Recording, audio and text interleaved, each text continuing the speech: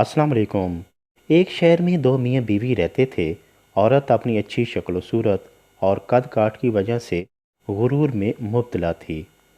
حسین و جمیل عورت کا میاں ایک شریف النفس، نیک اور پرہیزگار انسان تھا، مگر اس کی بیوی بڑی لالچی، بد زبان اور ناشکری عورت تھی، اور وہ ہر وقت اپنے میاں کو تنگ کیے رکھتی تھی۔ یہی وجہ تھی کہ وہ شریف انسان سخت پریشان رہتا تھا۔ خاوند محنت مزدوری کرتا تھا اور جو کچھ کماتا بیوی کے ہاتھ میں لا کر دے دیتا، مگر بیوی کفایشواری کی بجائے پیسے کو خرچ کر دیتی۔ ایک بار خاوند طبیعت کی خرابی کی وجہ سے مزدوری پر نہ جا سکا تو گھر میں فاقہ کی صورتحال پیدا ہو گئی۔ تو عورت نے اپنے شوہر کو بہت برا بھلا کہنا شروع کر دیا اور تانے دینے لگی کہ بال بچوں کا بھوک سے برا حال ہے اور تو نکھٹو گھر میں پڑا ہوا ہے۔ کچھ تو شرم کرو اور کما کر لاؤ تاکہ بچے پیٹ بھر کر کھا سکیں۔ یہ سن کر خاوند کہنے لگا کہ خدا کی بندی، رات کے وقت شور نہ مچا، کوئی سنے گا تو کیا کہے گا۔ طبیعت ابھی بحال تو نہیں ہوئی، مگر صبح کو کچھ مزدوری پر جاؤں گا اور جو کچھ اجرت ملے گی تیرے سامنے لا کر رکھ دوں گا۔ صبح ہوئی تو وہ مزدوری کے لیے گھر سے نکل گیا، مگر اس کی نقاہت اور خرابی طبیعت کے باعث کسی نے اسے مزدوری پر نہ لگایا۔ جب اس بندہ خدا نے مخلوق کا یہ برتاؤ دیکھا تو جنگل میں جا کر عشاء تک ذکر الہی میں مصروف رہا اور رات کو چپکے سے گھر میں داخل ہو گیا کہ خالی ہاتھ دیکھ کر خدا جانے بد زبان عورت کیا طوفان برپا کرے گی۔ صبح اٹھ کر پھر کہیں سے مزدوری کر کے لاؤں گا، مگر عورت کی بھی آنکھ کھل گئی اور وہ اس کی خیریت پوچھنے کی بجائے پیسوں کا تقاضا کرنے لگی۔ شوہر نے جواب دیا کہ میں نے جس کی مزدوری کی ہے وہ بڑا رحم دل مالک ہے، اس نے کل کو مزدوری دینے کا وعدہ کیا ہے۔ اس پر اس بدتمیز عورت نے چلا کر کہا، ہمارے بال بچے تو بھوکے مر رہے ہیں اور تم اس کے کل کے وعدے پر یقین کر کے آ گئے ہو۔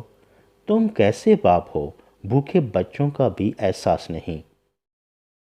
بیوی کی جلی کٹی باتیں سن کر وہ بیچارہ چپ کر گیا اور سو گیا۔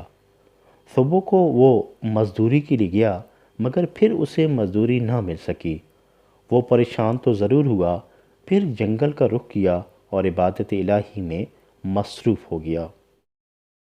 آدھی رات کے وقت جب ڈرتے ڈرتے گھر میں داخل ہوا تو بیوی جاگ رہی تھی۔ وہ پوچھنے لگی کہ 2 دنوں کی مزدوری کہاں ہے؟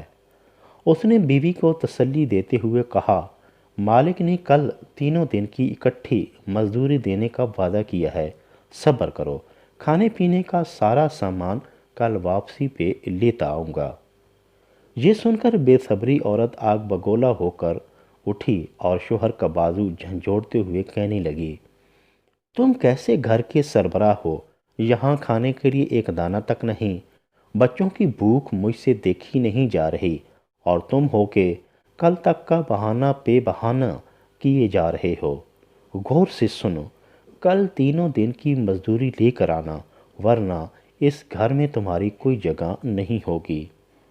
شوہر بیچارہ بہت پریشان ہوا کہ مزدوری نہیں مل رہی اور اوپر سے اس جاہل عورت نے ناک میں دم کر رکھا ہے۔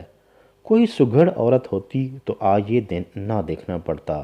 یا اللہ، تو ہی اس مشکل سے نکال۔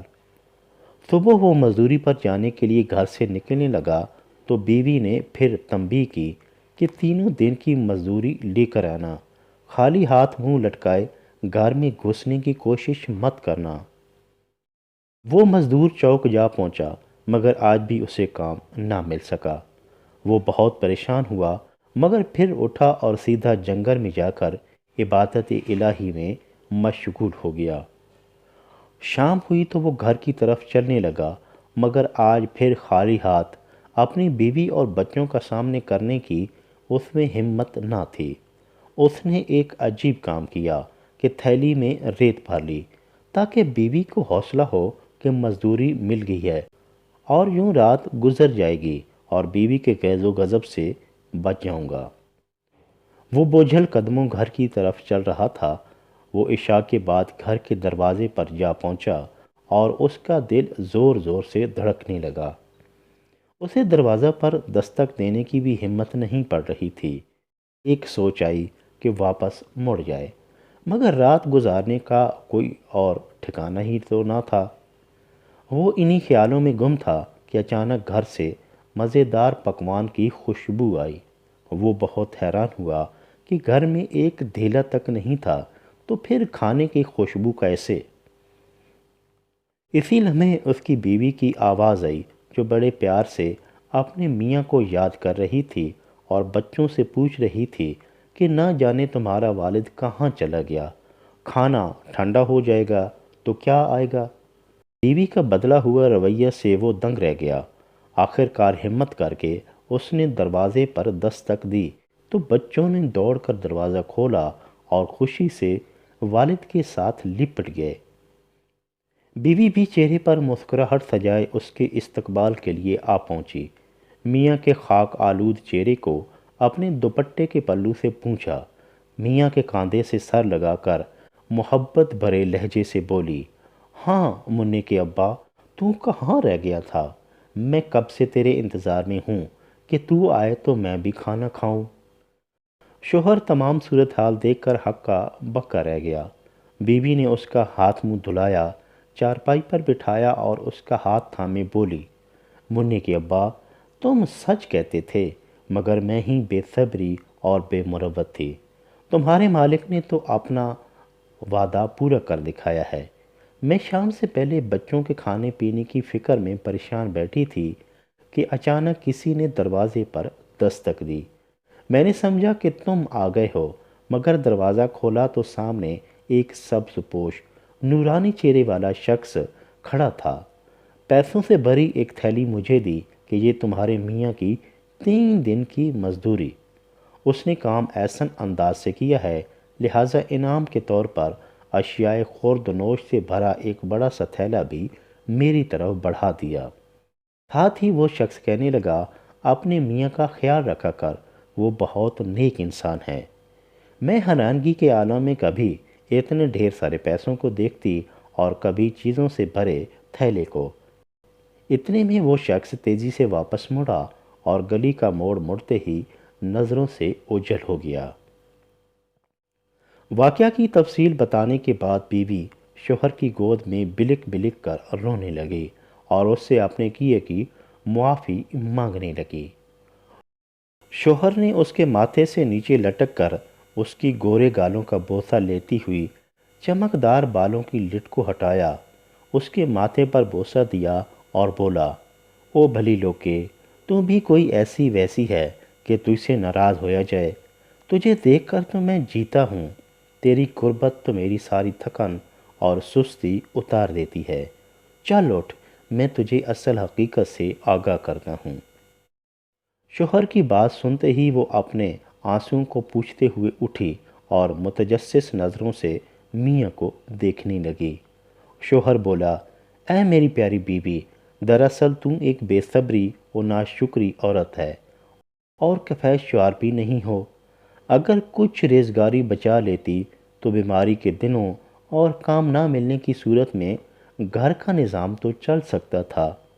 حقیقت یہ ہے کہ ان 3 دنوں میں نے کسی کی مزدوری نہیں کی، بلکہ سارا دن عبادت الہی میں مصروف رہا اور اس سے مدد کا طالب رہا۔ شام کو گھر آتا تو تیرے ڈر سے یہ بہانہ کر دیتا تھا کہ مالک نے کل مزدوری دینے کا وعدہ کیا ہے۔